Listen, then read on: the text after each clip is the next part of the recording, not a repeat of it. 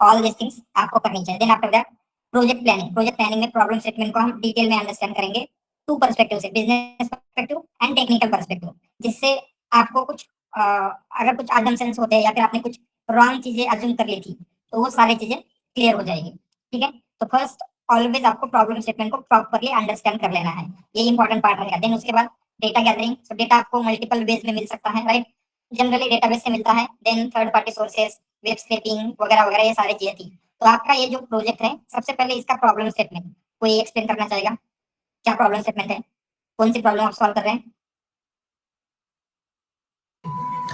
Sir basically हमारे पास में banking related problem है, जहाँ पर एक्चुअली उनको बहुत सारी क्वेरीज आती हैं कस्टमर के एंड से क्लाइंट को कि वो रिक्वेस्ट कंप्लेंट मल्टीपल डिपार्टमेंट के रिगार्डिंग है, like credit card service related, loan related, prepaid card, credit card. तो उनको जो भी कंप्लेंट है वो उनके एक्यूरेट डिपार्टमेंट में हम उनको फॉरवर्ड करेंगे। तो उसके लिए क्लाइंट की प्रॉब्लम को हम बेसिकली रिजॉल्व करने की कोशिश कर रहे हैं कि जो भी प्रॉब्लम है वो राइट डिपार्टमेंट में फॉरवर्ड हो जाए। Exactly, right. तो कुछ भी प्रॉब्लम आता है तो आपको उस जो डिपार्टमेंट उस प्रॉब्लम को सॉल्व करेगा उस डिपार्टमेंट में आपको फॉरवर्ड करना है, that is our problem statement. Then second step will be data gathering, आपको डेटा गैदर करना है। तो इस प्रोजेक्ट के लिए आपने डेटा कैसे गैदर किया था, जो स्टोरी है उसमें आपको अगर कुछ और बताना है that also you can include, but हमने क्या डेटा कैसे मिला है?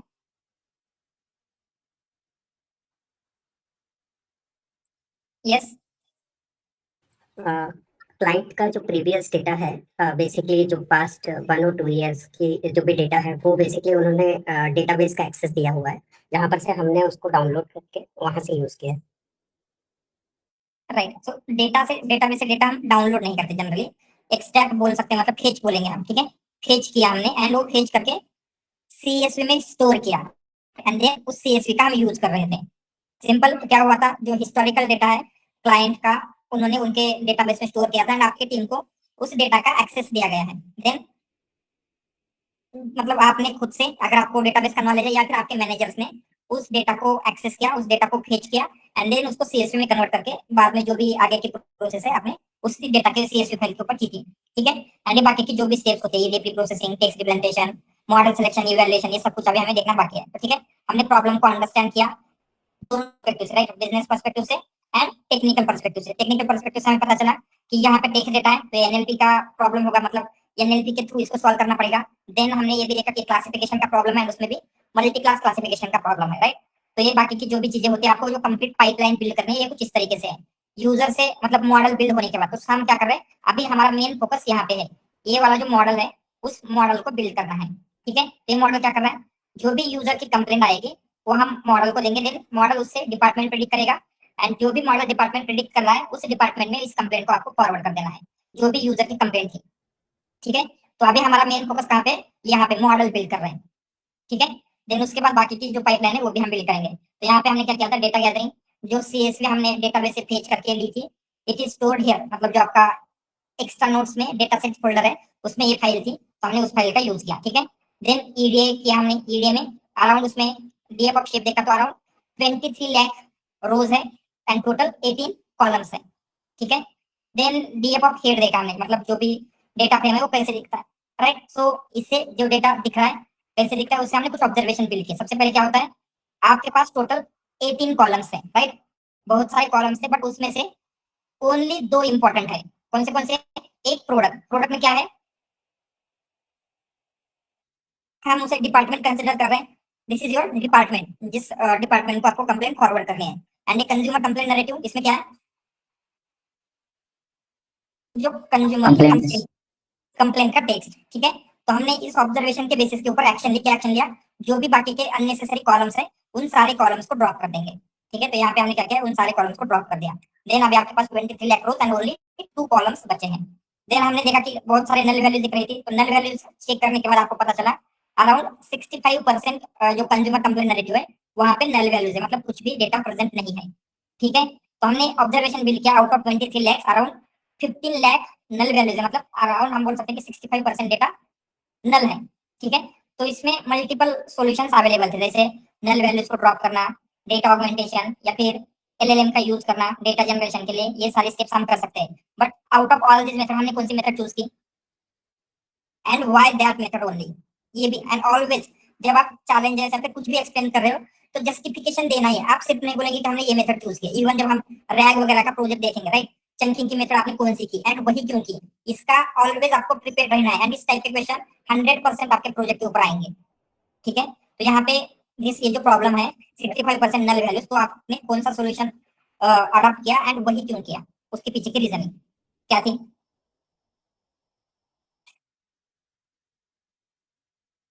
Yes. See, we drop the values because we have the sufficient data to train the model, and if we uh, delete this thing, so it would be like no effect on the model building. Exactly, ठीक है। तो हमने क्या कहा, जो आपका null values है, even after dropping null values आपके पास around 8 lakh of data points बच रहे हैं, मतलब ये सफिशिएंट डेटा है to train a model. And अगर आपने इनमें से कोई मेथड चूज किया तो क्या होता है, आपका 60% डेटा ऑगमेंटेड या फिर जनरेटेड होगा, राइट। एंड आपका मॉडल उसके ऊपर ओवरफिट हो सकता है। ओवरफिट मतलब क्या होगा, उस डेटा के ऊपर तो आपको बेटर आंसर्स मिलेंगे, बट जब एक्चुअल डेटा आता है तो वहां पे आपका मॉडल फेल हो जाएगा, राइट। तो हम नहीं चाहते कि आपका मॉडल यहाँ पे बेटर परफॉर्म करे एंड जो एक्चुअल कंप्लेंट आने वाले वहां पे फेल हो, इसलिए हम डेटा को एज रियल एज रखना चाहते हैं, जितना रियल रख सकते हैं उतना रियल रखने का ट्राई करेंगे। इसलिए हमने क्या किया, ये जो बाकी के मेथड्स है उनको चूज नहीं किया, ठीक है। तो ड्रॉप ए नहीं किया, जो भी नल वैल्यू से ड्रॉप हो चुका है, only 8 lakh rows and 2 columns बचे हुए हैं। एंड हमने सम किया तो प्रोडक्ट में 0 वैल्यूज है, कंज्यूमर कंप्लेंट नैरेटिव में भी 0 वैल्यूज है। देन हमने टारगेट कॉलम को एक्सप्लोर करना स्टार्ट किया, तो टारगेट कॉलम में एन यूनिक देखा तो टोटल 18 यूनिक क्लासेस थे, मतलब हमने कहा कि टोटल 18 डिपार्टमेंट्स है आपके पास, राइट। देन यूनिक किया हमने, यूनिक से क्या पता चला कि जो भी यूनिक कैटेगरीज है, जैसे आपको व्हीकल लोन क्रेडिट रिपोर्टिंग, ये सारी क्या है, यूनिक कैटेगरीज है। देन उन कैटेगरी के बेसिस के ऊपर हमने कुछ ऑब्जर्वेशंस मिल के, क्या ऑब्जर्वेशन मिल के, हमारे पास 18 यूनिक क्लासेस है and some of them are closely related, right. जैसे यहाँ पे देखा था क्या है, क्रेडिट कार्ड और प्रीपेड कार्ड नाम का एक कॉलम है, दूसरा क्रेडिट कार्ड प्रीपेड कार्ड का सेपरेट कॉलम है, राइट। देन लोन के बहुत सारे कॉलम्स है। अगेन यहाँ पे क्या था, मनी ट्रांसफर एक अलग यहाँ पे है, यहाँ पे मनी ट्रांसफर वर्चुअल करेंसी एक सिंगल इसमें है, राइट। तो बहुत सारे कॉलम्स मतलब आपके रिलेटेड कॉलम्स है। तो हमने इसको कैसे सॉल्व किया, We classify those things into the dictionary based on the similarity. कौन सी सिमिलरिटी कैलकुलेट किया हमने, टू सेंस सिमिलरिटी वगैरह कुछ? No, actually here we use the domain knowledge, and based on the like categories, we combine those categories in the one chunk. Yes. तो हमने क्या किया, जो आपका जो भी आपके डोमेन एक्सपर्ट्स है, राइट, क्लाइंट के साइड में जो डोमेन एक्सपर्ट्स है उनके साथ डिस्कस किया एंड उन्होंने जो भी हमको बोला कि ये सेम कैटेगरीज हैं, जैसे मे बी उन्होंने for their better understanding loan के लिए मल्टीपल कैटेगरीज की थी, बट एक्चुअल में लोन का उनके पास एक सिंगल डिपार्टमेंट है, ठीक है। तो हमने वही किया कि जो आपकी कैटेगरीज है उनको हमने मर्ज करने का डिसाइड किया है। एंड यहाँ पे मर्ज हमने इस तरीके से किया था, तो मर्ज करने के लिए एक डिक्शनरी बिल्ड की एंड देन रिप्लेस किया। तो क्या हो रहा है, वो रिप्लेस हो चुका है। अभी आपके पास क्या है, टोटल 5 यूनिक कैटेगरीज या फिर 5 यूनिक डिपार्टमेंट्स हैं, ठीक है। तो आपके इसमें 5 वैल्यूज हैं। तो यहाँ तक क्लियर है सबको, इसमें किसी को डाउट? ऑलराइट। तो देन अभी हम क्या कर सकते हैं, डेटा बैलेंस है या इम्बैलेंस है चेक करेंगे, क्योंकि हमने देखा था जब भी क्लासिफिकेशन का प्रॉब्लम है ये डेटा का बैलेंस चेक करना जरूरी होता है, चेकिंग फॉर इम्बैलेंस। तो कैसे चेक करेंगे, मतलब कोई एक डेटा फ्रेम का फंक्शन है क्या जो आपको हर क्लास की कितनी वैल्यूज है बता सकता है? Yes, Value count. DF value count, मतलब आपको क्या करना होगा, DF DF of that specific name of that column, column. Of that Yeah. Column, Dot column value. है प्रोडक्ट डॉट वैल्यू काउंट्स। तो आपको इन सबकी जो वैल्यू काउंट्स है वो मिल जाएगा।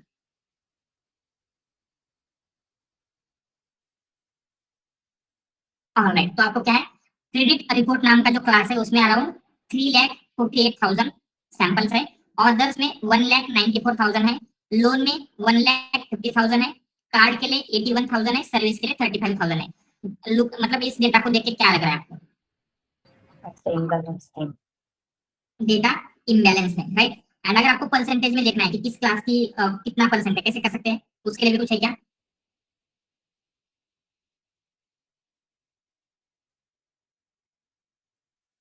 तो इसमें हम जब नॉर्मलाइज इक्वल टू ट्रू रखते हैं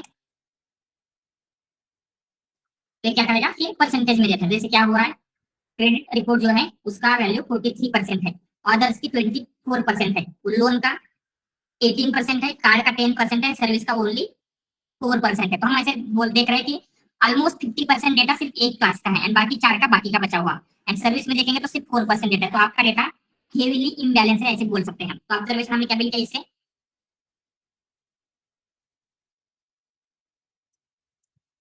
क्या बिल किया, डेटा इज इम्बैलेंस। ठीक है, आपका डेटा इम्बैलेंस है। तो इसको हम कैसे सॉल्व कर सकते हैं, क्या क्या पोटेंशियल सॉल्यूशंस है। Over sampling, under sampling, small over sampling. Sampling, over sampling, under sampling, ठीक है। देन स्मूथ यूज कर सकते हैं, और कुछ है, नियर मिस और अदर सम, सॉरी, नियर मिस करके क्या ना। हाँ ठीक है। आगे हम क्या कर सकते हैं, क्लास वेट नाम की एक मेथड है, क्लास वेट्स भी यूज कर सकते हैं। ठीक है, तो आपके पास ऐसे मल्टीपल मेथड है, बट ओवर सैम्पलिंग के लिए आगे क्या करना पड़ेगा, ओवर सैम्पलिंग में क्या होता है, सर ओवर सैंपलिंग में डेटा लॉस नहीं होगा, सर ओवर सैंपलिंग से कुछ नहीं। बेसिकली ओवर सैम्पलिंग में जो माइनॉरिटी कैटेगरीज है उनका न्यू डेटा क्रिएट कर सकते हैं, may be data augmentation, data generation से। ठीक है, this is one of the method. या फिर अंडर सैम्पलिंग में क्या होगा, डेटा कट होता है। सर अंडर सैंपलिंग में डेटा लॉस हो सकता है। डेटा मतलब हम क्या करेंगे, ये जो 43% है उसमें कुछ वैल्यूज को ड्रॉप कर देंगे सो दैट इन सबका जो काउंट है ऑलमोस्ट सेम रहे।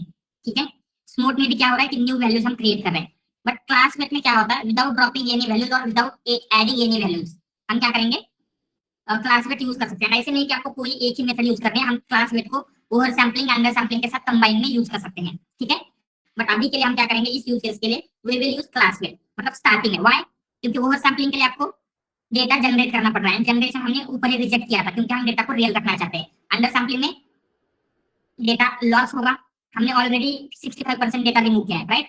तो to avoid this two things हम क्लास वेट के साथ जाएंगे। ठीक है, एंड वन मोर थिंग, जब आप इसी ऑब्जर्वेशन से जब आप इवैल्यूएशन मैट्रिक्स चूज करेंगे तो उसमें कुछ इंपैक्ट होगा क्या, यस, इवैल्यूएशन मैट्रिक्स से क्या इंपैक्ट होता है, बिकॉज ऑफ इम्बैलेंस। अगर मैं एक्यूरेसी यूज करता हूँ एज अ इवैल्यूएशन मैट्रिक्स, कुछ प्रॉब्लम आ सकता है। मे बी रिकॉल और प्रिसिजन रिकन्फ्यूजन मैट्रिक्स देखना पड़ेगा। सो एक्यूरेसी हम जनरली यूज नहीं करेंगे। ठीक है, सो क्यों नहीं करते, जब हम मैट्रिक्स वगैरह देखते हैं तो वहां पे आपको अंडरस्टैंड हो जाएगा, बट ऐसे कंसीडर कीजिए accuracy might not be good matrix, मतलब ये आपको ध्यान में रखना है। ठीक है, other than accuracy other things आप सेलेक्ट कर सकते हैं। ऑलराइट, यस, अभी आई थिंक आपको कुछ क्वेश्चन था।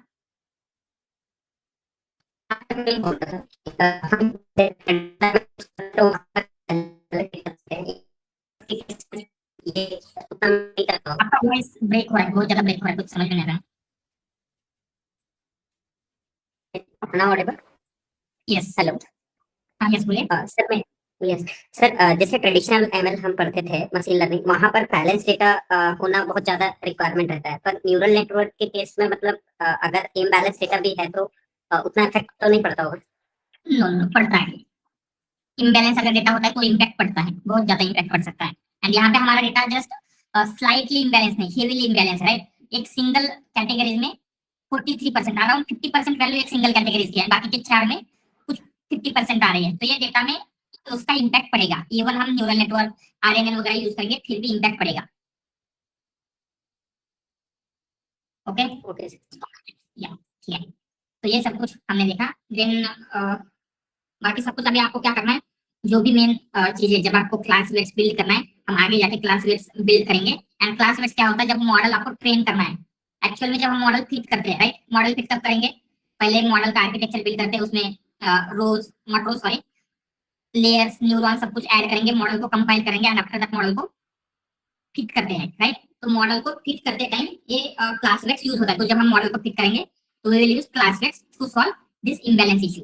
ठीक है, ऑलराइट, और कुछ कर सकते हैं यहाँ पे, ये आई थिंक इतना सफिशिएंट ये है। देन अभी हम देखेंगे टेक्स्ट प्री प्रोसेसिंग। ठीक है, टेक्स्ट प्री प्रोसेसिंग में आपको क्लीनिंग वगैरह ये सारी चीजें करनी है, तो हम डेटा को एक्सप्लोर करके देख सकते हैं, जो भी आपका ये डेटा बना हुआ है, राइट। तो उस डेटा के लिए हम क्या करेंगे, one by one values check कर सकते हैं, राइट, कि फर्स्ट कंप्लेंट कैसे दिखती है, सेकंड कंप्लेंट, ऐसे रैंडमली फ्यू कंप्लेंट्स हम चेक करेंगे, जिससे आपको आइडिया आ जाता है कि डेटा में क्या क्या क्लीनिंग की जरूरत है, कुछ जो भी चीजों की जरूरत होती है आपको आइडिया आ जाएगा। ठीक है, हम क्या करेंगे, डीएफ और कौन सी कॉलम का डेटा देखना है यहाँ पे आपको, कंज्यूमर कंप्लेंट नैरेटिव, क्योंकि इसमें एक्चुअल कंप्लेंट्स हैं। ठीक है, एंड एनी रैंडम 10 नंबर का देखते हैं तो क्या होगा, आपको 10 नंबर का जो कंप्लेंट है वो मिल जाएगा। Two accounts are still on my credit history after contacting, ये जो भी कुछ है उसकी ये है। ठीक है, एंड ये दे रहा है, ये क्या है, क्या हो सकता है, बैलेंस। बैलेंस है। जैसे क्या होता है, इनको कहा जाता है पीआईआई। पीआईआई मतलब क्या होता है, यहाँ पे हम लिखते हैं personally identifiable information, personally identifiable information. ठीक है, जैसे कोई भी इंफॉर्मेशन जिससे आप पर्सन को रियल लाइफ में आइडेंटिफाई कर सकते हैं, जैसे किसी का अकाउंट नंबर, नेम, या फिर यूएस में सोशल सिक्योरिटी नंबर होता है, सोशल सिक्योरिटी नंबर, वो सारी चीजें। तो ऐसी कोई भी इंफॉर्मेशन जनरली मास्क की जाती है। मास्क मतलब, yes, it is a masking, right. Mask मतलब क्या है, ये जो अकाउंट बैलेंस है, जो भी कुछ उसका था उनको उसने एक्स एक्स से रिप्लेस कर दिया है। तो जहाँ पे भी नेम है, जहाँ पे भी अकाउंट नंबर है, जहाँ पे भी ऐसी कुछ चीजें हैं, वहां पे आपको ऐसे मास्किंग मिलेगी, एक्स एक्स मिलेगा। ठीक है, ऑलराइट, और क्यों देखते हैं, जैसे 100 नंबर का देखेंगे, क्या बोल रहा है, एक्सेप्शन डायरेक्टली, ओके, इसमें एक काम करते हैं, डॉट आई लॉग करके देखेंगे, now it should work. Alright, तो ये क्या कर रहा है, अगेन यहाँ पे कॉलेज का जो नेम था वो मास्क कर दिया गया है, राइट। तो इस तरीके से क्या होता है, जो भी पी आया है ऑलवेज मास्क रहेगी। अगेन कुछ और देखते हैं, ओके, यहाँ पे ये सारी चीजें हैं, देन जस्ट क्यू रैंडमली, मतलब हर जगह पे मास्किंग है। तो और क्यू टाइप हम क्या कर सकते हैं, ये सारी चीजें देख सकते हैं। तो इसे बेसिक क्या लग रहा है आपको, क्या प्री प्रोसेसिंग की जरूरत है, ये मास्किंग रिमूव करेंगे। Yeah, then lowercase, then some like HTML tags with and इसमें HTML punctuation दिखेगा तो punctuation marks. No, but sir that we don't know दो से if ज्यादा the tag is there or not. Sorry sorry, The tag is there or not, that we don't know, but we can generally add क्या this होता है, like that. Generally क्या होता है, few randomly samples देखोगे, तो ऐसे नहीं कि आपको इंडिविजुअल सबको देखना है। तो हम अभी यहाँ पे क्या कर रहे हैं, जस्ट बेसिक्स ट्राई कर रहे हैं। तो हम 10-20 सैंपल्स देखेंगे, and just by looking at 10-20 जो आपको मोस्टली जो रिकरेंट प्रॉब्लम दिख रहे हैं, पूरी प्रॉब्लम को सॉल्व करेंगे। हो सकता है उसमें बहुत सारे प्रॉब्लम हो सकते हैं, जस्ट अभी हम फोकस करेंगे जितना हमने देखा है उसके अकॉर्डिंगली। ठीक है, तो फर्स्ट लोअर, नो, क्योंकि मास्किंग में कुछ इंफॉर्मेशन प्रेजेंट है क्या यहाँ पे, कुछ नहीं है, तो रिमूव कर देंगे। ठीक है, तो मास्किंग रिमूव करना है, तो यहाँ पे लिखते हैं रिमूव मास्किंग। देन जो भी नॉन अल्फा कैरेक्टर्स है उनको रिमूव कर सकते हैं, एंड लोअर केस करेंगे। ठीक है, और एक दो मेथड्स अगर ट्राई करने हैं वो भी हम ऐड कर सकते हैं, बट ठीक है, अभी के लिए इन तीनों के ऊपर हम फोकस करेंगे। तो again masking, non alpha remove, इसके आपको क्या चाहिए, Regex. रेजेक्स हम यूज करेंगे, सो इंपोर्ट आरई, एंड सिंपली अभी हम क्या करते हैं, डायरेक्टली इसके लिए फंक्शन बिल्ड करेंगे, डेट प्री प्रोसेसिंग नाम का। ठीक है, इसमें इनपुट देंगे हम कंप्लेंट, एंड देन क्या करना है, सबसे पहले हम उसको लोअर केस में कन्वर्ट करेंगे। तो लोअर केस के लिए क्या करना है, कंप्लेंट, कंप्लेंट डॉट लोअर। ठीक है, मास्किंग कैसे रिमूव करना है, एक्चुअली आपका मास्किंग के लिए ये नहीं है, आपकी मास्किंग में क्या है, एक्स, राइट। तो आपको क्या रिमूव करना होगा, जहां पे एक्स आ रहा है, एंड सिंगल एक्स हो सकता है, जैसे कोई वर्ड में हो, एक्सरे वगैरह ऐसा कुछ वर्ड हो, तो सिंगल एक्स आ रहा है तो उसको रिमूव करना है जहां में, तो जहां पे भी मोर देन 2 टाइम्स रिपीट हो रहा है उस जगह से हम रिमूव कर देंगे। ठीक है, तो उसके लिए क्या कर सकते हैं, टू कॉमा, टू कॉमा मतलब क्या होता है, टू और मोर, मतलब जितना भी आएगा। तो हम क्या कर रहे हैं, टू और मोर, अगर ये रिपीट होता है तो ये होगा। वन मोर थिंग, जैसे अभी आप यहाँ पे देखेंगे आपको एक्स दिख रहे हैं अपर केस में, बट हमने यहाँ पे लोअर केस में लिया है, उससे प्रॉब्लम होगा, No, actually it already like applied the lowercase function at the first. Exactly, क्योंकि हमने पहले लोअर केस अप्लाई किया है, तो क्या होगा, इवन दो ये एक्स एक्स अपर केस में वो लोअर केस में कन्वर्ट हो जाएंगे, एंड सिंपली यहाँ पे रिमूव हो जाएंगे। ठीक है, देन आपको क्या करना है, next non alpha characters remove करने हैं, रिमूव नॉन अल्फा। तो कैसे रिमूव करेंगे, ये सब ठीक है, small a to z and space, इनको छोड़ के बाकी सारे हम क्या करें, आर ए डॉट सब करें, ठीक है, एंड कंप्लेन को रिटर्न करेंगे। तो आपको जो आपका कंज्यूमर कंप्लेन नैरेटिव है उसके के सारे कॉलम के ऊपर इसको शो करना है, मतलब इस फंक्शन को अप्लाई करना है। तो क्या यूज करना पड़ेगा, Dot apply. Dot apply of consumer complain narrative equal to df of consumer complain narrative dot apply preprocessing, ठीक है। तो यहाँ पे क्या होगा, जो प्री प्रोसेसिंग का फंक्शन हमने जो लिखा था वो अप्लाई हो जाएगा। एंड रैंडमली हम क्या कर सकते हैं, अगेन फ्यू सैंपल्स चेक करेंगे कि उसमें तो कुछ प्रॉब्लम्स नहीं आ रहे हैं, अगेन मतलब just to be sure.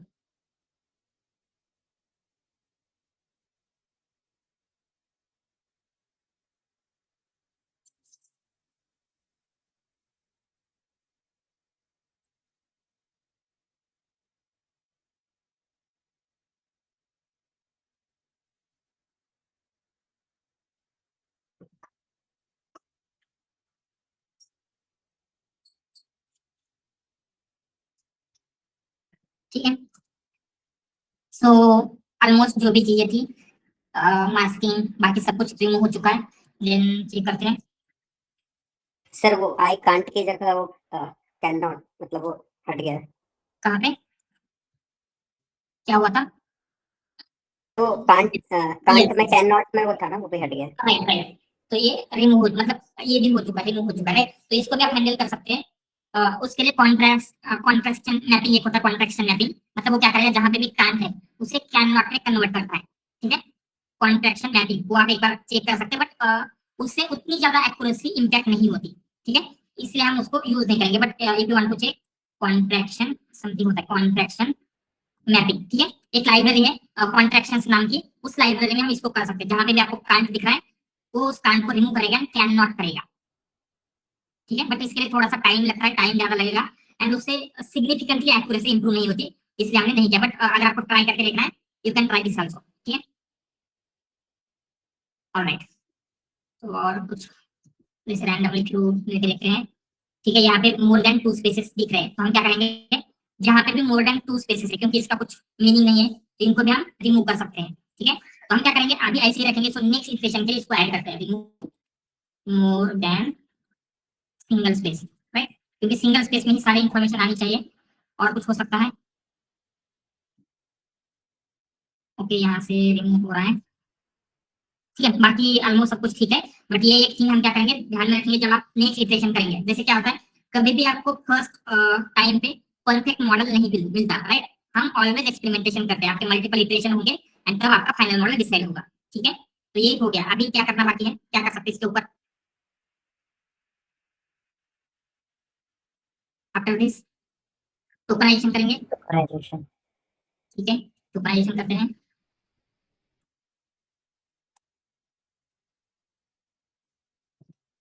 Tokenization, तो टोकनाइजेशन के लिए बेटर मेथड कौन सी है, यस, केरस टोकनाइजर, राइट। केरस टोकनाइजर क्या करता है, सिर्फ आपको स्प्लिट नहीं करेगा, मतलब सिर्फ टोकन क्रिएट नहीं करता है, उसके साथ साथ Input ID provide करता इनपुट राइट आईडी भी दे देता है। इनपुट आईडी भी देगा, एंड जो आपका टेक्स्ट है उसको हम इनपुट आईडी में कन्वर्ट भी कर सकते हैं। कौन सा फंक्शन था उसके लिए, text to sequence. Sequences, text to sequences, ठीक है। तो इसके लिए केरस टोकनाइजर प्रीफरेबल है, तो हम क्या करेंगे, उसका यूज कर लेते हैं, from TensorFlow dot Keras dot pre processing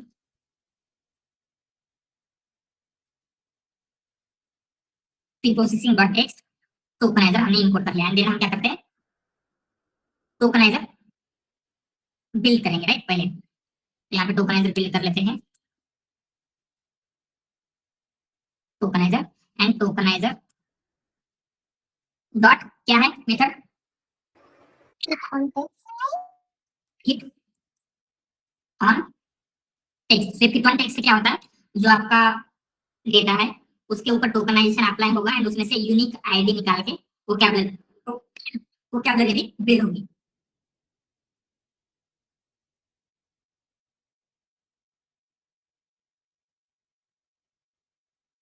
सो यहाँ पे हम वोकैबुलरी चेक कर सकते हैं, बट उसको हम प्रिंट नहीं करेंगे क्योंकि जैसे लास्ट टाइम पे इश्यू हुआ था वो हो सकता है। जस्ट हम उसकी लेंथ चेक कर लेते हैं।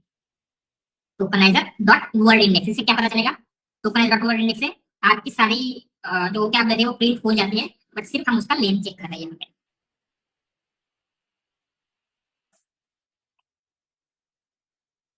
हाँ, क्योंकि यहाँ पे ये सिर्फ टोकनाइजेशन नहीं कर रहा है, टोकनाइजेशन तो कर रहा है, उसके साथ साथ आपको वोकैबुलरी बिल्ड करके देता है, एंड देन उसकी इनपुट आईडीज भी क्रिएट करके देता है, एंड आपको आगे जाके मॉडल ट्रेनिंग के लिए वो इनपुट आईडीज नेसेसरी होती है। तो ये सारे जो स्टेप आपको मैन्युअली करनी पड़ सकती थी अगर आप कोई अदर मेथड यूज करते हैं, तो ये आपको केरस टोकनाइजर में इनबिल्ट मिलती है।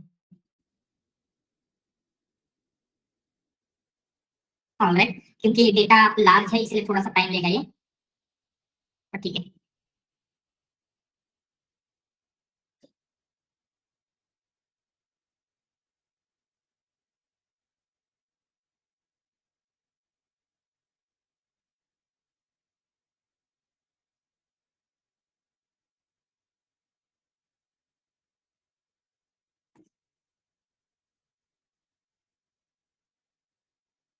तब तक एनी क्वेश्चंस? चलो रेडिक्स एक बार एक्सप्लेन करेंगे फिर से। तो रेजेक्ट सिंपली हमने दो चीजों के लिए यूज किया, मास्किंग रिमूव करने के लिए and non alpha characters remove करने के लिए। तो यहाँ पे आरई डॉट सब मेथड यूज किया है। सब का मतलब क्या होता है? Substitute.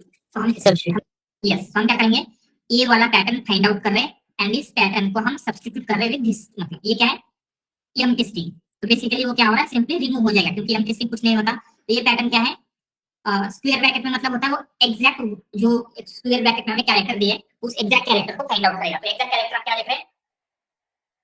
X. X, and then जो कर्ली ब्रेसेस में होता है वो क्या देते हैं हम? उसकी रेंज या फिर right number of occurrences, right frequency कितनी है वगैरह। तो हमने क्या दिया है, 2 कॉमा, तो यहाँ पे अगर हमने 2 कॉमा 3 दिया होता इसका क्या मतलब होता? 2 और 3 occurrences। 2 और 3, राइट, एक्स 2 और 3 टाइम्स आ रहा है तो सब्स्टिट्यूट होगा। अगर हमने 5 दिया होता तो 2 और 5।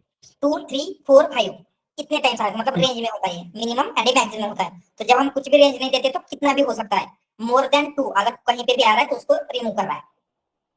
ठीक है, ये क्लियर है?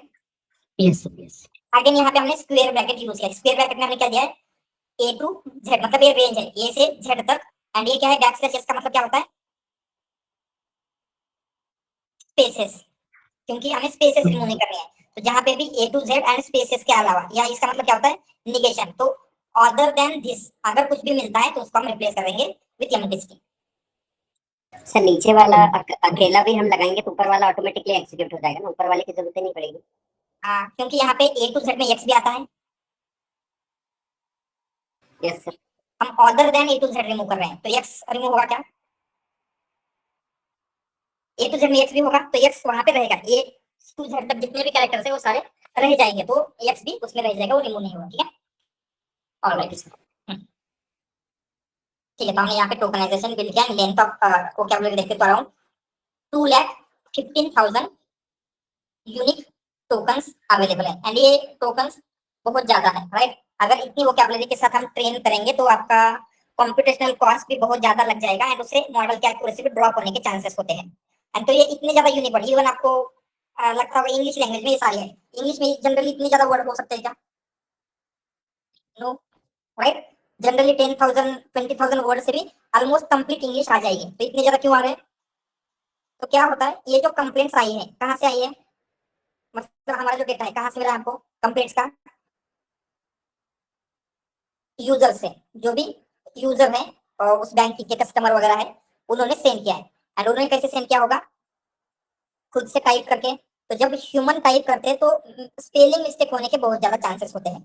तो ऐसे हो सकता है कि जहाँ पे उन्होंने स्पेलिंग मिस्टेक किया हो, बिकॉज ऑफ दैट इतने सारे ये आ रहे हैं, पॉसिबल है क्या?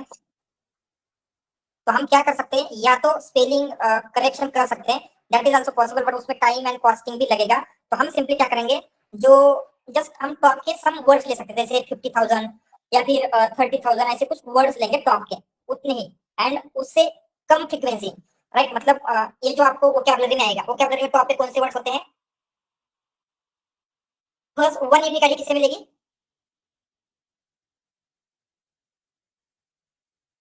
जिसकी सबसे ज्यादा फ्रीक्वेंसी होती है।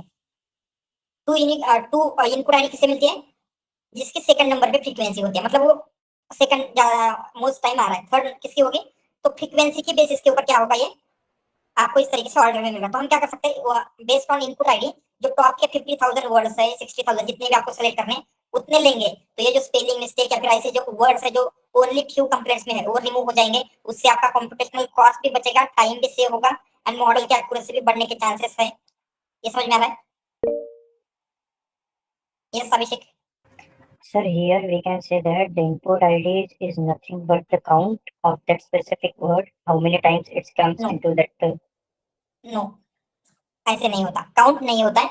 इनपुट आईडी जस्ट एक नंबर है, ठीक है, हमने यूनिक नंबर दिया। जैसे आपको क्या करना है, एक वर्ड लेते हैं हम, ठीक है, दिस एक वर्ड है, इज एक वर्ड है, ग्रेट एक वर्ड है, ठीक है, एंड मूवी एक वर्ड है। तो हमें क्या करना है, इन सबको यूनिक आईडी देंगे। हम क्या करेंगे, इसको 1 देंगे, इसको 2 देंगे, इसको 3 देंगे, इसको 4 देंगे। बट 1 किसे मिलेगा? जो सबसे ज्यादा टाइम यहाँ पे आया है। अगर कंसिडर यहाँ पे मूवी अगेन ग्रेट है, तो क्या होगा, हम ग्रेट को 1 ये देंगे, 1 इनपुट आईडी। बट उसकी फ्रीक्वेंसी 1 है क्या ग्रेड की? नो, मतलब इनपुट आईडी फ्रीक्वेंसी नहीं है, जस्ट एक unique ID assign to that word है या फिर दैट टोकन है, ठीक है। Alright. And so this input ID is given based on the frequency, right? Yes, मतलब जो 1 इनपुट आईडी होगी जो मोस्ट फ्रीक्वेंट आ रहा है उसको होगी, सेकंड इनपुट आईडी ये होगी। एंड इस तरीके से 1 2 3 क्या होगा, जितने भी वर्ड्स है, जितने भी टोकन्स है, उस नंबर तक कोई इनपुट आईडी रहेगी। सर यहाँ पे हम लोगों ने स्टॉप वर्ड रिमूवल नहीं किया है, वो करने से भी थोड़ा कम हो सकता है क्या? यस यस, हो सकता है। स्टॉप वर्ड में ज्यादा से ज्यादा 200 स्टॉप वर्ड्स आप रिमूव करेंगे, स्टिल 2,50,000 15,000 है, राइट। तो जनरली क्या होता है, टॉप पे जो वर्ड्स होंगे मोस्ट प्रोबेबली वो स्टॉप वर्ड्स ही होंगे, द एंड ऐसे ही वर्ड्स होंगे। बट हम क्या कर सकते हैं, उनको रिमूव करके अगेन एक्यूरेसी इंप्रूव होने के चांसेस होते हैं। ऑलराइट, तो हमने क्या देखा था, instead of taking all the words आपको सिर्फ टॉप के वर्ड्स लेने हैं, ठीक है। तो वो कैसे करेंगे हम, तो उसके लिए यहाँ पे जब हम टोकनाइजर डिफाइन कर रहे हैं, ठीक है, व्हाइल डिफाइनिंग टोकनाइजर, वहां पे एक पैरामीटर होता है and that parameter is num words. Num words का क्या मीनिंग है, आपको कितने वर्ड्स कंसीडर करने हैं। नम वर्ड्स इक्वल टू, अगर हमने यहाँ पे कंसीडर दिया 30,000, इसका क्या मतलब है, हम जो most, yes, instead of considering 2,15,000 words only, जो टॉप के 30,000 वर्ड्स है जो मोस्ट फ्रिक्वेंटली आ रहे हैं, हम उन्हीं को कंसीडर करेंगे। तो इसको रन करेंगे तो अभी क्या होगा, सिर्फ 30,000 वर्ड ही कंसीडर होंगे।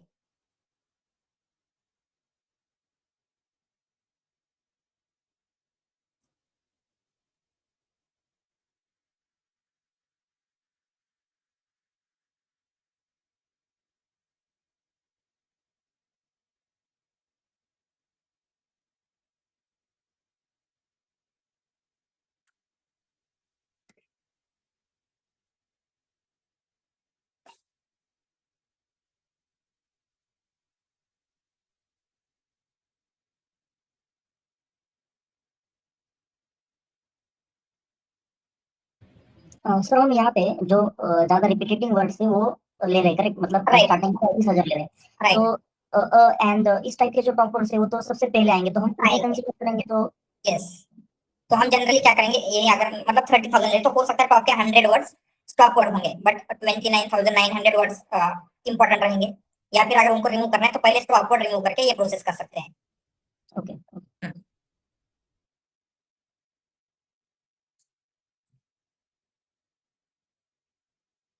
सर एक्चुअली आपने बैलेंस डेटा बैलेंस करने का टेक्निक बता दिया है क्या? यस, हम क्लास वेट यूज करने वाले हैं, बट वो क्लास वेट जब हम मॉडल डॉट फिट करते हैं उस टाइम पे यूज होता है। तो हम जब मॉडल डॉट फिट करेंगे तो वहां पे क्लास वेट का यूज करेंगे, ठीक है। तो ये आपका टोकनाइजर हो चुका है। तो हम यहाँ पे वोकैबुलरी की लेंथ देखते हैं, तो अगेन सेम लेंथ दिखा रहा है। व्हाई? क्योंकि एक्चुअल में ये वोकैबुलरी की लेंथ चेंज नहीं कर रहा है। तो ये जो 30,000 लिया है इसका इम्पैक्ट कहाँ पे होगा, पहले हम उसे समझते हैं, ठीक है। तो जैसे अभी हम क्या करेंगे, इंस्टेड ऑफ दिस एक नीचे इसके टेस्ट टोकनाइजर लेते हैं, ठीक है, एक टेस्ट टोकनाइजर बिल्ड करेंगे।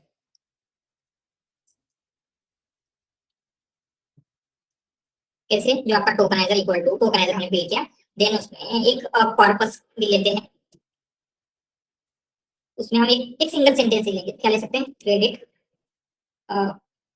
कार्ड इज नॉट वर्किंग, ठीक है, समथिंग लाइक दैट, ऐसे ही कंप्लीट आई है आपको।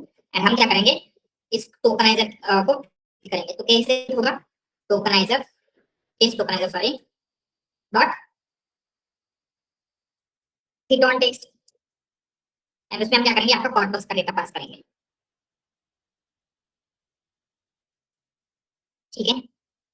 देन अगर हम length of test tokeniser word लिख देंगे, तो आपके पास टोटल कितने हैं, 5 यूनिक वर्ड्स हैं, credit card is not working on 5 unique words है, ठीक है। तो हम इसमें क्या करेंगे, इंस्टेड ऑफ दिस कुछ ऐड करते हैं, जैसे अगेन हमें ये देखना ही है, तो हम क्या करेंगे, ये देखते हैं ऐसे, अभी सब तो एक सिंगल टाइम ही आए हैं, तो क्या होगा, क्रेडिट एक नंबर पे आ रहा है, कार्ड 2 नंबर पे, इस तरीके से उसने दे दिया, जो भी फर्स्ट पे आ रहा है उसके अकॉर्डिंगली। बट हम क्या करते हैं, किसी एक की फ्रीक्वेंसी बढ़ा के देखते हैं, जैसे कार्ड की फ्रीक्वेंसी बढ़ा है, तो अभी क्या होगा, कार्ड का जो इंडेक्स आईडी है, ये जो इनपुट आईडी, वो क्या होना चाहिए, 1. लेट्स सी बोला क्या, कार्ड का भी 1 हो गया, Yes. क्योंकि कार्ड फ्रीक्वेंटली आया है, ठीक है। तो ये हमें देखना है कि जब हम यहाँ पे नम टोकन्स देते हैं तो उससे क्या इंपैक्ट होगा, तो हम क्या करते हैं यहाँ पे, जब टेक्स्ट टू सीक्वेंस करेंगे तो कैसे होगा, tokenizer dot text to sequences, and उसमें हम आपका जो कॉर्पस है वो पास करते हैं, तो ये क्या दे रहा है आपको, ओके नॉट टोकनाइजर, आपको टेक्स्ट टोकनाइजर यूज करना था एक्चुअली, राइट। तो क्या हो रहा है, 2 1 1 3 4 5 दे रहा है, मतलब क्या है, 2 मतलब फर्स्ट वर्ड क्रेडिट है, देन उसके बाद 1 1 मतलब कार्ड कार्ड है, तो इस तरीके से इसने इनपुट आईडी में कन्वर्ट कर दिया, ये समझ में आ रहा है।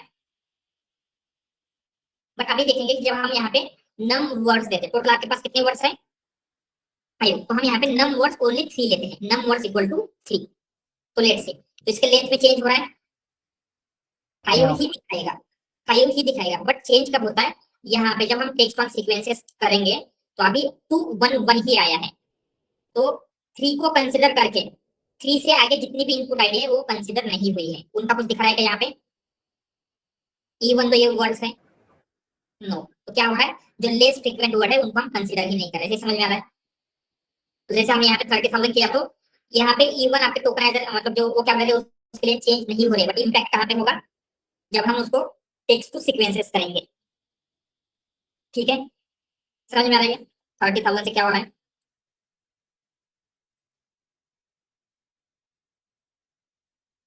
ठीक है। तो सिंपली हमने जब किया था तो क्या था, आपके इसमें टोटल कितने वर्ड्स हैं, और टोकन से 1 2 3 4 5 6, राइट, तो हम यहाँ पे नम वर्ड्स नहीं देते हैं, तो क्या करेगा ये, सारे 6 के 6 टोकन कंसीडर करके सबकी इनपुट आईडी देगा, ठीक है।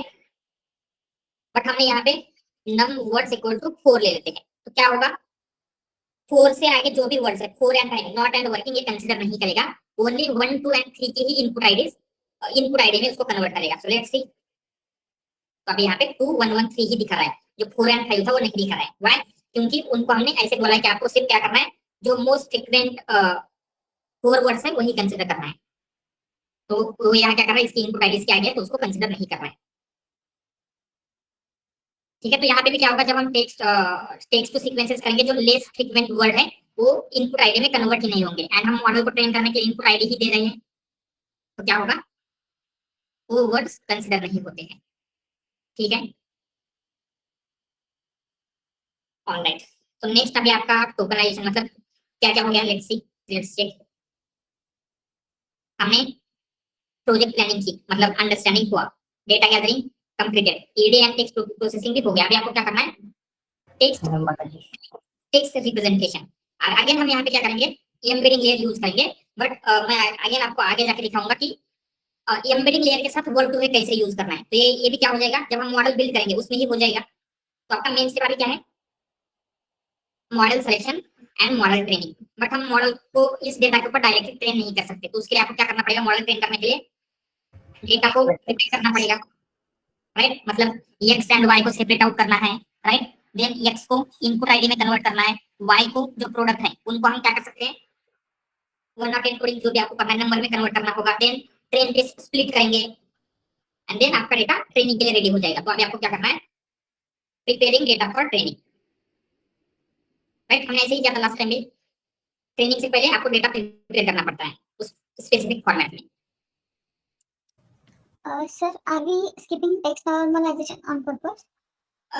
नो ऐसा कुछ नहीं, हमने जस्ट लोअर की डॉट लोअर किया है ना, एक ही नॉर्मलाइजेशन की मेथड यूज की है, बट बाकी की मेथड भी आप कर सकते हैं उसी जगह पे। ऐसा नहीं कि हमने पर्पल से इसको अवॉइड किया, लोअरिंग किया, एक सिंगल मेथड हमने यूज किया है डेटा और ट्रेनिंग। ठीक है, तो कैसे करेंगे? सबसे पहले आपको x एंड y में कन्वर्ट करना है। तो आपका x क्या होगा, क्या होना चाहिए? Consumer complaint.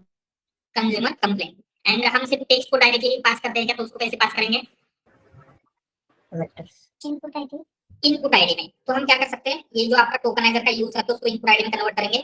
तो डायरेक्टली x को वही इनपुट आईडी कंसीडर कर सकते हैं क्या? टोकनाइजर डॉट टोकनाइजर, ये है ना उसका नेम, कहां गया, where is it, test tokenizer. Okay, actually नीचे गया है, ये नीचे नहीं चाहिए हमें, तो इनको ही नीचे लेते हैं। ठीक है, ऑलराइट। तो x इक्वल टू हम क्या करेंगे, tokenizer text to sequences consumer complaint narrative. तो कंज्यूमर कंप्लेंट नैरेटिव को टेक्स्ट टू सीक्वेंस करेंगे तो इनपुट आईडी मिलेगी, एंड उसी इनपुट आईडी को हम x में असाइन कर रहे हैं। ये क्लियर है? ठीक है, देन y मतलब क्या होगा आपका, df ऑफ प्रोडक्ट। बट जब हम df ऑफ प्रोडक्ट अगर देखते हैं, दैट इज y, उसमें आपको वैल्यू कैसे है, टेक्स्ट में है, लोन वगैरह वगैरह। तो उसको क्या कर सकते हैं, जैसे हमने लास्ट टाइम किया था 0 एंड 1 से रिप्लेस। तो यहाँ पे 0 एंड 1 नहीं है हमारे पास, राइट, क्योंकि मोर देन 2 कॉलम है।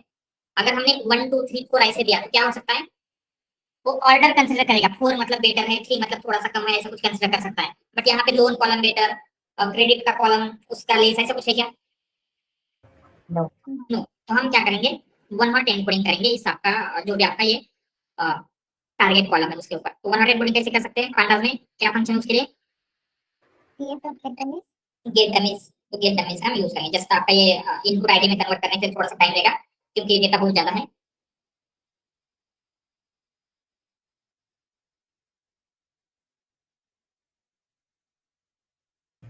सर हम लोग अजूर में कौन कौन से टॉपिक कवर करने वाले हैं? एजूर में block storage, then document intelligence, AI foundry, या दिस थिंग, एंड वन एक दो और सर्विसेज रहेंगे।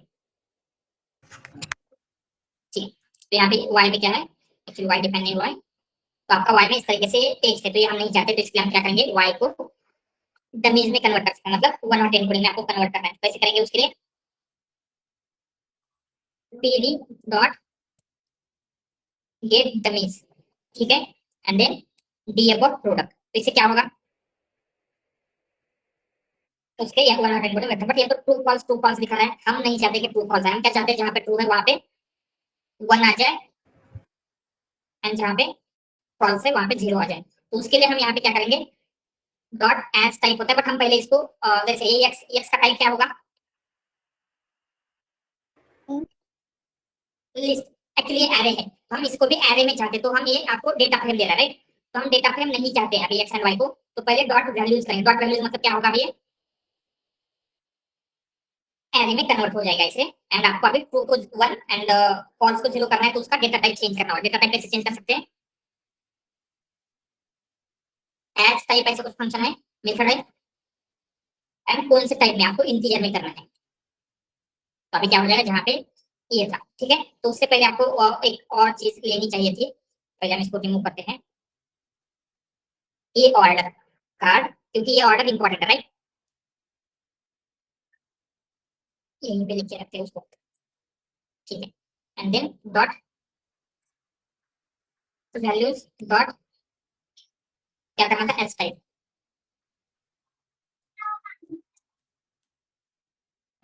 तो यहाँ पे ये जो फर्स्ट लिस्ट है उसका क्या टारगेट वैल्यू थी, लोन।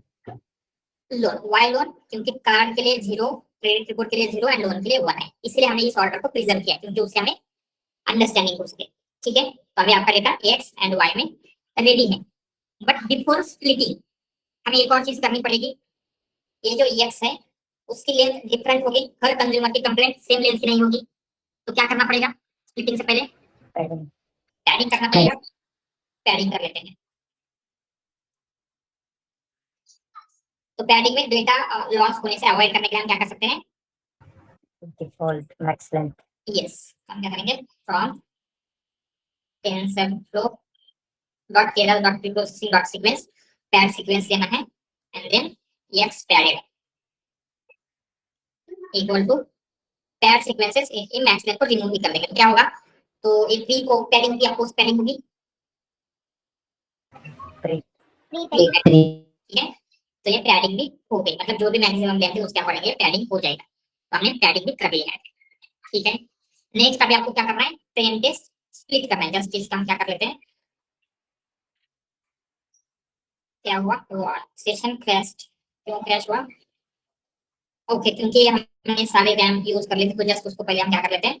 पहले जीपीयू को टर्न ऑन करेंगे एंड देन इससे सारी स्टेप्स है वो कर लेते हैं, ठीक है। तो यहाँ पे बिकॉज हम लेंथ ले रहे हैं, हम उसकी कुछ मैक्स लेंथ दे देते हैं तो ज्यादा बुरा होगा। Max max length equal to consider हम 700, बट आपको इंटरव्यू में बताया कि हमने मैक्सिमम लेंथ ली थी। अभी हमारे रैम का इशू वगैरह हो रहा है इसलिए हमने 700 लिया, ठीक है।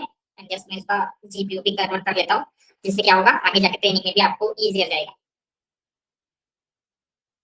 ठीक है। तो ये जीपीयू हो रहा है, जैसे ही होगा इसे रन करना पड़ेगा। तो यहाँ पे देखते हैं कनेक्टिंग टू T4, यहाँ पे नीचे लिखा है, मतलब अभी आप T4 जीपीयू के साथ कनेक्टेड है, तो आपको ये सारी चीजें स्टार्टिंग से रन करनी पड़ेगी। इवन आई थिंक ड्राइव को भी माउंट करना पड़ेगा।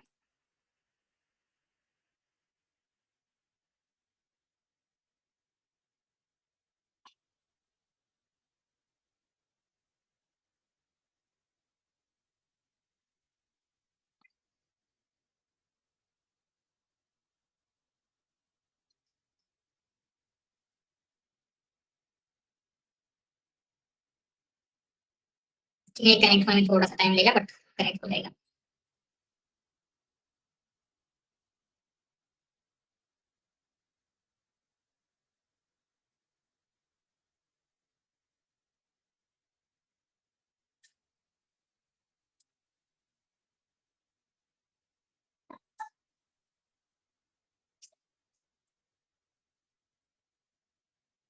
ठीक है,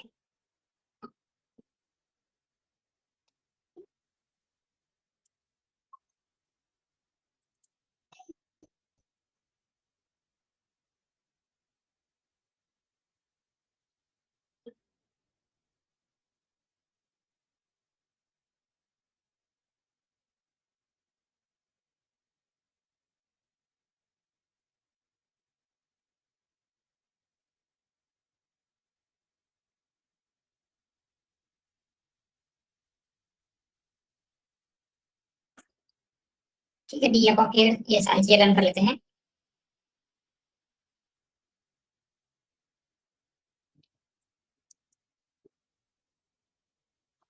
ड्रॉप इन करेंगे, देन यूनिक रख लेते हैं।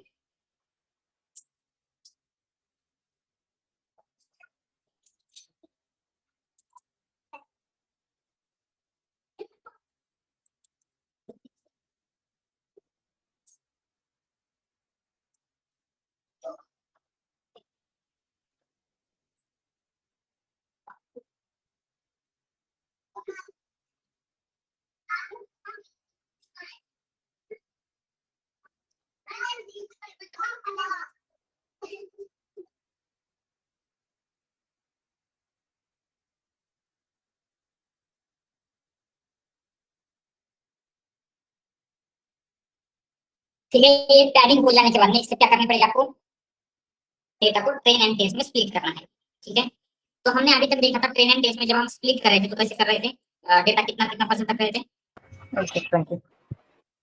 80-20, बट ये ऑलवेज ट्रू नहीं होता है, ठीक है। तो हमें क्या करना होता है? जो आपका डेटा है, ठीक है, तो जनरली 10,000 टू 50,000, 50,000 भी बहुत ज्यादा हो गया। अगर इतने सैंपल्स आपके टेस्टिंग में आएंगे, ठीक है, तो उतने मोर देन सफिशिएंट है। एंड आपको ऑलवेज जितना ज्यादा डेटा आप ट्रेनिंग को रख सकते हैं उतना ट्रेनिंग को रखना है, ठीक है। बट अगर हमने यहाँ पे ऐसा किया 80-20 किया तो हमारे पास टोटल 8 लाख सैंपल है, तो कितना टेस्टिंग में जाएगा? ओनली 20% से 1.6 लाख समथिंग, राइट। ये टेस्टिंग में जाएगा, तो बहुत ज्यादा डेटा आपका वेस्ट हो रहा है टेस्टिंग में। टेस्टिंग में आपको 10,000 50,000 होता है तो भी सफिशिएंट है। Yes, Yeah. तो ऐसे केसेस में हम क्या करेंगे, इंस्टेड ऑफ 80-20 हम नंबर को रिड्यूस कर सकते हैं। अगर हमने 90-10 किया तो भी कितना हो रहा है, अराउंड यहाँ पे 80,000 आ जाएगा। 80,000 भी ज्यादा है तो हम 95 कर सकते हैं। 95 करेंगे तो क्या होगा, तो यहाँ पे 50,000. यस 40,000 आ रहा होगा, तो 40,000 सफिशिएंट है। Yes. तो हमने क्या किया, 95 किया, वाई नॉट 80-20 यहाँ पे, Because those data is sufficient for the testing, so that's Yes. what we consider only the 95 and 5%. Yes and always ध्यान में रखना है, आपको ट्रेनिंग को जितना ज्यादा डेटा मिलेगा उतना बेटर है। तो टेस्टिंग में बहुत ज्यादा डेटा लेके वेस्ट करने की जरूरत नहीं। 10 to 50,000 आपको आ रहा है, दैट विल बी सफिशिएंट। तो 90-10 करेंगे तो कितना होगा, 8 लाख अगर टोटल डेटा है तो ट्रेनिंग में अराउंड 80,000 आएगा टेस्टिंग के लिए। एंड देन 95 आएगा तो कितना होगा, आउट ऑफ 8 लाख ओनली 40,000 होगा टेस्टिंग के लिए, तो इतना सफिशिएंट है। तो हम अभी हम क्या करेंगे, 95 करेंगे। ये समझ में आ रहा है। एंड ऑलवेज आपको ये इसी तरीके से करना है, राइट, कभी भी 80-20 रैंडमली नहीं करना है। अगर डेटा बहुत ही कम है, जैसे लास्ट टाइम पे आपका डेटा टोटल कितना था, 50,000 था, राइट, तो उसका 20% कितना होता है 50,000 का, 10,000, राइट। तो हम वहां पे 80-20 करना सेंस बनाता था, बट अभी डेटा बहुत ज्यादा है तो 80-20 नहीं करेंगे। जो भी समटाइम्स आपको 99 1% भी कर सकते हैं, ठीक है, जहाँ पे डेटा बहुत ज्यादा होगा। यस, इसमें 100, यस बोलिए। Can you please explain this type again? Talent explain. क्या होता है, जब हम ट्रेन टेस्ट स्प्लिट करेंगे तो आपको टेस्टिंग में अगर 10,000 से 50,000 तक सैंपल आ रहे हैं टेस्टिंग डेटा में, उतने सफिशिएंट रहेंगे, ठीक है, 10 से 50,000। एंड हमें ऑलवेज एक बात याद रखनी है कि आपके ट्रेनिंग डेटा में ज्यादा डेटा होना चाहिए, जितना ज्यादा ट्रेनिंग में होगा उतना आपके लिए बेटर है। अगर हमने 80-20 किया तो हमारे पास टोटल 8 लाख सैंपल थे, तो 80% ट्रेनिंग में जाएगा एंड उसका 20% मतलब कितना होगा, 1.6 लाख टेस्टिंग में। फिर बहुत ज्यादा डेटा वेस्ट हो रहा है टेस्टिंग में। Yes. तो इंस्टेड ऑफ 80-20 हमने 95 किया। 95 से क्या हो रहा है, ओनली 40,000 टेस्टिंग में जा रहा है, जो हमने यहाँ पे रेंज सेट की थी उसके अकॉर्डिंगली उतना टेस्टिंग के लिए सफिशिएंट है। इसलिए 80-20 नहीं करेंगे, 95 करेंगे हम। Okay, good. एंड देन क्या होगा आगे, फ्रॉम एसक्यूएल आपको ट्रेन टेस्ट स्प्लिट करना है। क्या करेंगे, X train X test Y test equal to train test split, उसमें एक्स पैरेट दिया, वाई दिया, टेस्ट साइड 0.2 देना है। क्या हमें 0.2 देंगे तो 20% हो जाएगा, 0.05. 0.0. 0.05 तो 5% आ जाएगा। तो इसको स्प्लिट करते हैं। सर ये रैंडम स्टेप क्या करता है एक्सेप्ट? आप जितने भी टाइम्स ये डेटा को स्प्लिट करेंगे तो ट्रेनिंग में सेम डेटा आएगा, टेस्टिंग में सेम डेटा आएगा। अदरवाइज ये ट्रेनिंग में अलग डेटा, टेस्टिंग में अलग डेटा जा सकता है, ठीक है। तो same data always training and testing में लाने के लिए ये यूज होता है। सर एक वो स्ट्रैटिफाई करके भी एक होता था ना शायद, Yes, इम्बैलेंस के टाइम यूज करते थे। एग्जैक्टली। तो यहाँ पे स्ट्रैटिफाई की जरूरत है। व्हाई, जैसे data imbalance. Yes data imbalance है तो कंसीडर क्या पॉसिबिलिटी है, जैसे हमने देखा ये जो होता है 95% रैंडमली होता है। वैसे हो सकता है क्या, जो बहुत ही कम सैंपल वाला था, आई थिंक ऑर्डर्स था, तो ऑर्डर्स का एक भी सैंपल ट्रेनिंग में नहीं जाए, सारे के सारे टेस्टिंग में रह जाए अगर रैंडमली कर रहे हैं तो। यस, तो उसके लिए आप यहाँ पे स्ट्रैटिफाई करेंगे। स्ट्रैटिफाई क्या करता है, जो वहां पे आपका डिस्ट्रीब्यूशन था सेम डिस्ट्रीब्यूशन ट्रेनिंग टेस्ट में करेगा। मतलब 43% क्रेडिट रिपोर्ट जो भी, वो 4% जो भी था उसके अकॉर्डिंगली। तो जहां पे भी डेटा इम्बैलेंस होता है आपको स्ट्रैटिफाई करना है। इक्वल टू वाई मतलब क्या है, जो आपका वाई कॉलम है उसके अकॉर्डिंगली स्ट्रैटिफाई करना है। तो स्ट्रैटिफाई करेंगे तो अभी जो डिस्ट्रीब्यूशन है ट्रेनिंग टेस्टिंग में यूज होगा। ये ध्यान में रखना है, जहां पे भी इम्बैलेंस है वहां पे आपको स्ट्रैटिफाई करना है, ठीक है। सर इम्बैलेंस को कहाँ हैंडल करेंगे हम लोग? जब हम मॉडल डॉट फिट करते हैं। ऑलराइट, तो ये सारी चीजें हो गई। अभी अभी आपको क्या करना है, मॉडल बिल्डिंग में जाना है। तो will move on to the model building और यहाँ पे हम एलएसटीएम का मॉडल यूज करेंगे। बट आप ट्राई टेस्ट कर सकते हैं आरएनएन का, जीआरयू का, कौन सा बेटर रिजल्ट दे रहा है। But generally most of the cases में RNN sorry LSTM better result देता है। तो अगेन जो हमारी स्टेप्स थी, पहले मॉडल को डिफाइन करना है। From TensorFlow Keras dot model sequential layer से embedding LSTM dense drop out भी लिया है क्योंकि हमने रेगुलराइजेशन करना है आगे जाके, ठीक है। एंड देन इसके साथ साथ ड्रॉप आउट के साथ साथ एक और ड्रॉप आउट लेते हैं, स्पैटियल ड्रॉप आउट 1D। तो ये एक और ड्रॉप आउट है जो हम देखेंगे। तो ड्रॉप आउट क्यों यूज करते हैं, हमने देखा था कि ड्रॉप आउट के बारे में कुछ No. देखा था, इफ यू रिमेम्बर। कौन सा प्रॉब्लम सॉल्व करता है ये? ओवरफिटिंग का problem solve Overfitting. Yes, right. तो ओवरफिटिंग के लिए ये one of the regularisation method है ड्रॉप आउट, ठीक है। तो ये कैसे वर्क होगा, क्योंकि यहाँ पे आपका जो मॉडल है वो ओवरफिट होने के चांसेस है, तो उसको अवॉइड करने के लिए हमने यहाँ पे ड्रॉप आउट का यूज कर रहे हैं, ठीक है। तो फर्स्ट स्टेप क्या होगी, model definition, Define. Model equal to model define करेंगे, सीक्वेंशियल मॉडल डिफाइन कर दें। उसके बाद आपको लेयर ऐड करनी है। फर्स्ट लेयर क्या होनी चाहिए, Embedding. Empathy. Embedding layer. तो एम्बेडिंग लेयर में आपको 3 थिंग्स देनी होती है। यहाँ पे लिखते हैं एम्बेडिंग लेयर, कौन सी? Input dimension, output dimension and input length. Yes, input dim, output dim and input length. तो ये क्या क्या होगी, फर्स्ट इनपुट डायमेंशन कितना होगा, length of vocab size. Yes, length of vocab होता है, बट इस केस में लेंथ ऑफ वोकैब लेंगे या फिर कुछ और ले सकते हैं, क्या लगता है? क्योंकि वोकैब के सारे वर्ड्स हम अभी यूज नहीं कर रहे हैं। We can consider 30,000. यस, जो हमने यहाँ पे कंसीडर किए थे, कितना कंसीडर किया था, तो 30,000, ठीक है। तो ये 30,000 प्लस 1 लेना पड़ेगा। वो प्लस 1 किस लिए, For padding. Yes, for padding. Then output dim क्या होगा, Dimension of the vector. Output vector. Vector का आपको जो डायमेंशन रखना है 100 200 300, 100 टू 300 के रेंज में जनरली हम देंगे, तो हमने 300 रखा है। एंड इनपुट लेंथ कितनी होगी, Length of that column. Which column, Text column, first one, or X column. Yes. तो यहाँ पे देखते हैं, कहीं से आइडिया मिल रहा है, क्लू। आपके इनपुट की लेंथ कितनी होने वाली है, ये होगी इनपुट की 700. 700. 700। वाई 700, क्योंकि आपने हर एक सीक्वेंस को 700 लेंथ पे कन्वर्ट किया है, ठीक है। यहाँ पे 700 लेते हैं, ये क्लियर है। तो फर्स्ट वही लेयर हम ऐड करेंगे, model dot add embedding input इन। एक्चुअली हमें यहाँ पे दिया, ये यहाँ से ले रहा है, इंस्टेड हम यहाँ पे डायरेक्टली देंगे। इनपुट इन कितना होना चाहिए, 30,000 प्लस 1, आउटपुट इन लिखते हैं 300 and input length it will be 700, ठीक है। तो इस तरीके से आपने जो भी आपका फर्स्ट जो लेयर थी वो बिल्ड की। देन उसके बाद कौन सी लेयर ऐड करेंगे, एलएसटीएम की, LSTM. यस। बट अभी हम क्या करते हैं, स्पैटियल 1 ड्रॉप आउट 1D 0.2 दे रहे हैं।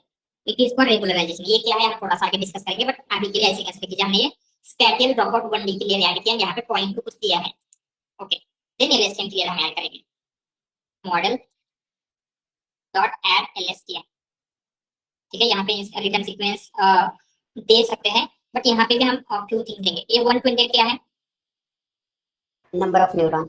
Number of neuron. यहाँ पे भी एक होता है ड्रॉप आउट, इक्वल टू हम कुछ देंगे, एनी नंबर 0.2 ही देते हैं। एक और होता है रिकरेंट ड्रॉप आउट। तो ये तीनों ड्रॉप आउट क्या है, तो ये भी 0.2 देते हैं। ये spatial drop out recurrent drop out, ये तीनों क्या है हम समझ लेते हैं, बट अभी के लिए इसको लिखेंगे। देन यहाँ पे एक और चीज होती है रिटर्न सीक्वेंस। तो ये return sequence equal to true कब करना है, रिटर्न अगर इसके आगे की लेयर भी, ठीक है, एलएसटीएम की है, या फिर इसके आगे की, इस लेयर के आगे भी आप आरएनएन यूज कर रहे हैं, तो ऑलवेज रिटर्न सीक्वेंसेस को ट्रू रखना है। अदरवाइज ये इसका डिफॉल्ट वैल्यू फॉल्स होती है। अगर नेक्स्ट लेयर एलएसटीएम आरएनएन की नहीं है तो इसको फॉल्स रखेंगे। ये रिटर्न सीक्वेंसेस समझ में आ रहा है, इस एलएसटीएम लेयर की नेक्स्ट लेयर भी एलएसटीएम है, इसलिए हमने इसको return sequences equal to true रखा है। तो यहाँ पे return sequences equal to true क्यों नहीं रख रहे हैं, क्योंकि इसके आगे की लेयर नहीं है, ठीक है। आगे फाइनली आउटपुट लेयर बिल्ड करते हैं। तो आउटपुट लेयर में कितने न्यूरॉन्स होने चाहिए, Number of classes. That is number of classes. Number of classes कितने हैं हमारे पास, 5, ठीक है। तो यहाँ पे हम देंगे 5 एंड एक्टिवेशन softness. softness, ठीक है, ये क्लियर है यहाँ तक। तो अभी ये जो ड्रॉप आउट का लिखा था हमने उसको देख लेते हैं। तो ये जो फर्स्ट ड्रॉप आउट है, ठीक है, स्पैटियल ड्रॉप आउट, तो ड्रॉप आउट हम क्यों यूज करते हैं?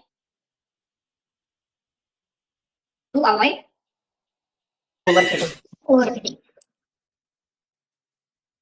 यूज करेंगे, टू अवॉइड ओवर फिटिंग, ठीक है। एंड ऐसे लार्ज डेटा सेट पे या फिर कॉम्प्लेक्स मॉडल, मतलब हम नॉर्मल मॉडल ट्रेन करेंगे तो ओवर फिटिंग के चांसेस न्यूरल नेटवर्क में सबसे ज्यादा होते हैं, ठीक है। इसलिए हम ऑलवेज कुछ ना कुछ मेथड यूज करेंगे। ड्रॉप आउट यूज कर रहे हैं, एंड आगे हम एक और मेथड देखेंगे। कौन सी मेथड देखी थी हमने न्यूरल नेटवर्क में यूज किया है? Drop out and Are you stopping? Yes early stopping. तो अर्ली स्टॉपिंग का भी कैसे यूज होगा इसी प्रोजेक्ट के साथ में ही हम देखेंगे, ठीक है। तो फर्स्ट हमने लिया था this one, spatial drop out. तो ऑलवेज ध्यान रखना ये यूज होता है जहां पे हम डायरेक्टली टेक्सचुअल डेटा प्रोसेस कर रहे हैं। जैसे इस एम्बेडिंग लेयर में टेक्सचुअल डेटा आ रहा है, राइट, तो उसके लिए जहां पे सीक्वेंशियल डेटा है, ठीक है, तो वहां पे स्पैटियल ड्रॉप आउट यूज होगा फॉर सीक्वेंशियल डेटा। यहाँ पे हमारा टेक्स्ट है, मतलब ये सीक्वेंशियल है, इसलिए हमने स्पैटियल ड्रॉप आउट 1D किया है। बट हमने यहाँ पे भी किया है, जब हम ये LSTM की लेयर बिल्ड कर रहे हैं तो उसमें दो टाइप ऑफ ड्रॉप आउट लिए हैं। कौन से? Just drop out and recurrent drop out, ठीक है। तो पहले हमें अंडरस्टैंड करना होगा ड्रॉप आउट मतलब क्या है। ये जो नंबर दे रहे हैं 0.2 वगैरह, इसका क्या मीनिंग होता है? कोई किसी को कुछ आइडिया इसके बारे में? ड्रॉप आउट मतलब क्या होता है? ये जो नंबर दे रहे हैं वो क्या है? नंबर परसेंटेज से 0.2 मतलब 20%। एग्जैक्टली। एंड क्या करता है drop out? Randomly drop the neurons in that layer. Right, तो कंसीडर आपकी एक लेयर है ऐसे कनेक्टेड है, तो इसमें से जो वेट्स है, कुछ वेट्स को ये रैंडमली ड्रॉप कर देगा। एंड ये परसेंटेज दिया है हमने 0.2 मतलब 20%। तो ये जो लेयर है इस लेयर के 20% वेट रैंडमली ड्रॉप हो जाएंगे, ठीक है। तो ड्रॉप आउट मतलब क्या होता है? जो प्रीवियस लेयर है, प्रीवियस लेयर कहाँ पे है? जो भी प्रीवियस लेयर है एंड ये करंट LSTM लेयर, जैसे दिस वन, ये LSTM लेयर, इनके बीच के जो कनेक्शन है वो 20% ड्रॉप आउट होंगे इस लेयर इससे। तो इससे क्या हो रहा है? ये फर्स्ट वाले से कौन से जो हम आपके इनपुट वेट्स थे, इनपुट वेट्स ड्रॉप करेगा, इनपुट वेट्स को ड्रॉप करेगा, ठीक है। इनपुट वेट्स आप कहां से ले रहे थे? इफ यू रिमेंबर, आपका जो इनपुट जाता है यहाँ पे LSTM की सेल में, तो वहां पे कुछ वेट्स थे WI, राइट। तो ये इनपुट वेट को ड्रॉप करेगा। देन रिकरेंट मतलब क्या है? रिकरेंट के कुछ वेट थे क्या? जैसे जब आपका ये रिकरेंट कनेक्शन आ रहा है तो यहाँ पे WH था क्या? Yes, right. तो ये जो यस, ये हिडन स्टेट जो भी आ रही, तो ये जो आपके हिडन स्टेट के वेट थे जिनको हमने रिकरेंट वेट कहा था वो ड्रॉप कर रहा है, हिडन स्टेट वेट या फिर जो रिकरेंट वेट है, ठीक है। तो ये जो भी हमने मॉडल बिल्ड किया है इसमें सारी चीजें क्लियर है क्या? किसी को कुछ डाउट है जो मॉडल का आर्किटेक्चर है उसमें?